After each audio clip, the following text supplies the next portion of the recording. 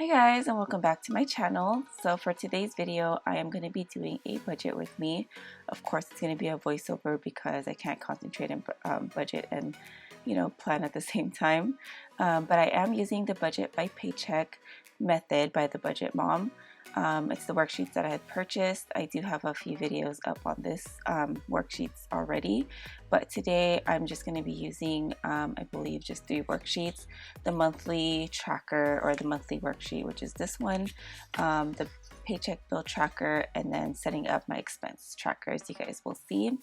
Now this is undated, so this, every month I just fill in all of the dates. August was a learning curve for me as far as figuring out how to budget my husband's SDI check payments that he is receiving. He did get injured towards the end of July and started receiving state disability insurance check payments, I believe in August, like sometime in like the second or third week of August.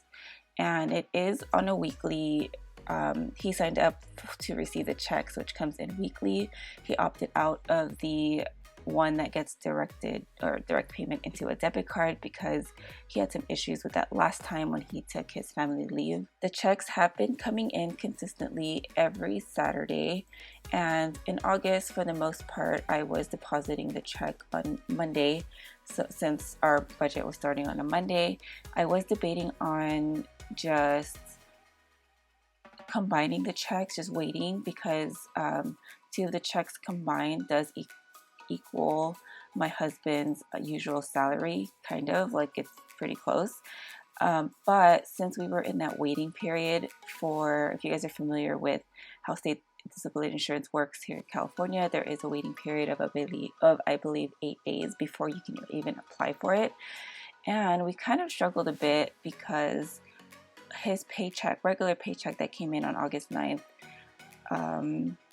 well, I'll explain more when I do my August budget recap, but the reason why we are doing this weekly is because we kind of had to catch up. I really didn't want to dip into our emergency savings.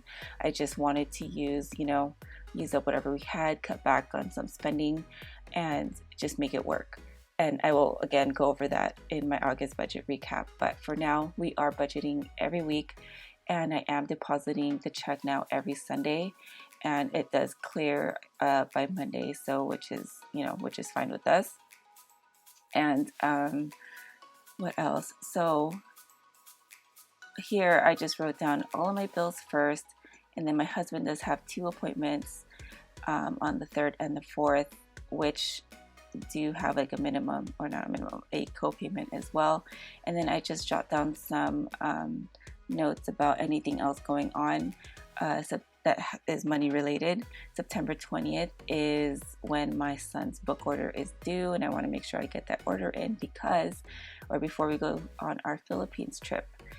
And we are leaving on Friday the 13th and coming back. We arrive back here on Tuesday, September 24th. So we will be missing out on 2 paychecks. So at least the good part of that is that when we come back from our trip, we'll have 2 paychecks to deposit. But this is where the budgeting ahead of time really comes in, and the color coding that the Budget Mom uses on her monthly layout really helped us out. Or at least my husband said it helped out visually, because I was explaining to him. We had a little budget meeting. He said it, I explained it pretty well. But so when I'm highlighting here, so the ones in the yellow paychecks, or the paycheck that I received on the 1st of Sunday, or September 1st, anything highlighted in yellow, all of those bills are being deducted from that paycheck. And then again on the 8th, highlighted in blue, with that paycheck, I needed to pay for all of the bills from the 8th until I have it on the 22nd. That's just so I know that anything highlighted in blue is being deducted from the paycheck we received on the 8th. And then the paycheck that we receive on the 24th is highlighted again in another shade of blue. And then I was trying to figure out that if that paycheck is going to carry over until the next month in October, because my husband does plan to go back to work fingers crossed by October 1st, but what's today? Today is September, oh, what is today? Today is September 5th that I'm filming this, so we just got back from the doctor and he said no work for the first week of October, so that's scratched out, so I have to kind of readjust my budget a little bit for October because I had planned for him to go back to work on Monday, September 30th, and to start receiving regular paychecks again on October 18th. And that's why I'm planning ahead here in October so I can figure it out. So going back again to our Philippines trip, we were relying on his regular paychecks to help out with our savings for it, like our variable spending that we would have in the Philippines. And we are still debating. We're able to save quite a bit before our trip, but we are debating whether or not to dip into our emergency savings fund, which I really don't want to do. But if we have to, or I guess you can say we don't really have to, but I really want to have a little bit of cushion to spend in the Philippines since we haven't gone in such a long time. And I was trying to figure out with our paychecks that come in on the 24th, since it'll be a pretty big one, that we can just use some of that money to pay back our emergency fund. I know it sounds like I might get judged on this, but I'm just happy that it's our own money and that we're not using our credit card, because we don't have any credit cards to fall back on in the first place. So I'm just really proud. Like I keep telling my husband that I'm proud that we're not in a place where we feel like we even have to use a credit card. So at least I don't have to feel bad about that. So if we have to dip a little bit into our emergency savings fund, we will. And I'm not feeling guilty about that anymore because it's our own money. So use it as you please. And we have about, I think, $1,100 in there right now. So moving on to the next worksheet, it is the paycheck bill tracker, and it's for the paycheck on September 1st. And I'm just writing down, so on the very top, you have a place to write down all of your incoming income, your budget for it, and what your actual was. And what I have on there is our leftover cash and leftover money in our checking account. We also, or my husband, received a settlement check from his previous company that he worked for, and it seems small, but any little bit helps. So that $178 is helping out a lot. And then we also have his state disability insurance check on there as well. And then for our bills for this week, it isn't much. I believe it's just rents, one of our debts, my husband did receive a medical bill. I guess the copayment didn't cover enough, so we have to pay a little bit on that as well. And then the 2 doctor's appointments that my husband had, and then another debt. I also had to add another debt payment on there that I had forgotten because when I was going through and tracking my expenses, one of our debt payments a lot of our debt payments are on auto pay. So when I was doing my expense tracker, one of them was auto paid and I didn't account for it on here. So I have to make sure to kind of adjust. It's basically going to be taken out of our sinking fund, as you guys will see when I do my recap. So, and the categories that I'm using for this month that I had learned to do in the month of August is it's pretty simple. It's not a lot. It's just a category for food, for my kids, for travel, and for miscellaneous. The travel one is new for this pay period and for sure for next pay period to help pay for some of the things that we need for our trip. Some of the things that we still have to buy are like all the medical stuff that we need, like medicines that the kids like basically the medicines that our family needs. And the categories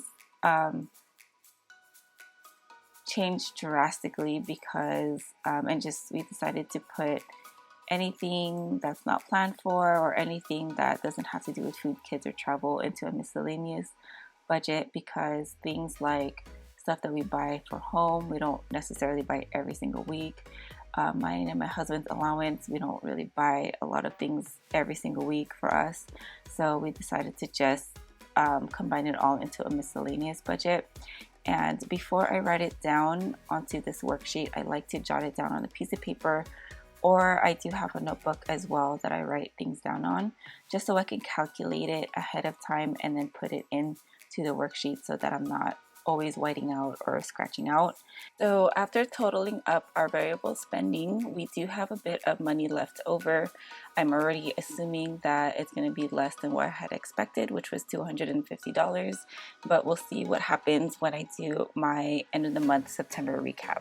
I totally forgot to mention how much I budgeted for each category. So for food, we are budgeting $125, which aligns with our goal of spending $500 a month. Our kids' budget is $40, travel is $50, and miscellaneous is $50 as well.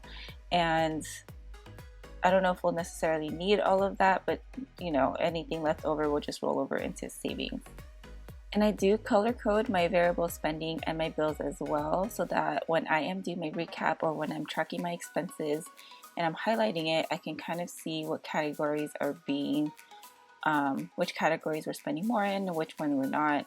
And also helps out when I'm doing my end of the month budget worksheets as well. So I am getting better at making sure I set up my expense tracker as soon as I set up my budget and not just leave it out, because on your starting balance, what you want to have on here is whatever is in your checking account at that moment that you are doing this budget.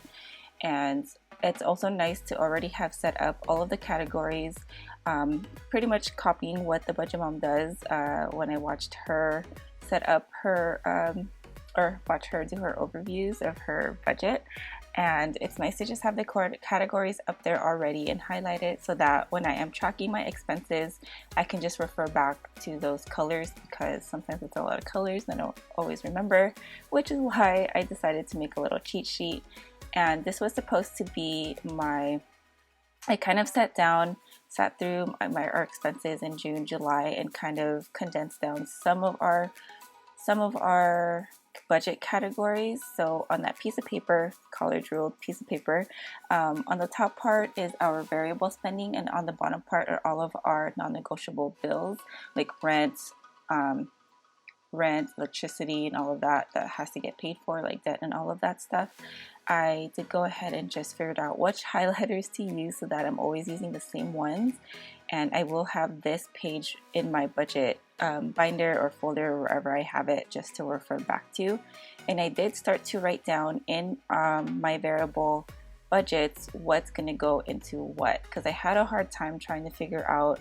So for my kids, I was doing it separate, one for each kid, but I just figured to just combine it, because the less, the better.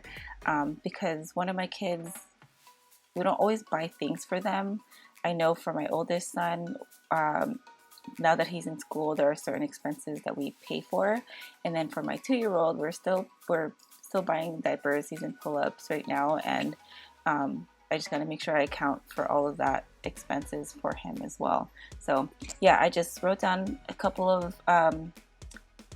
things that goes within that budget category to just make it a little bit easier for myself to refer back to.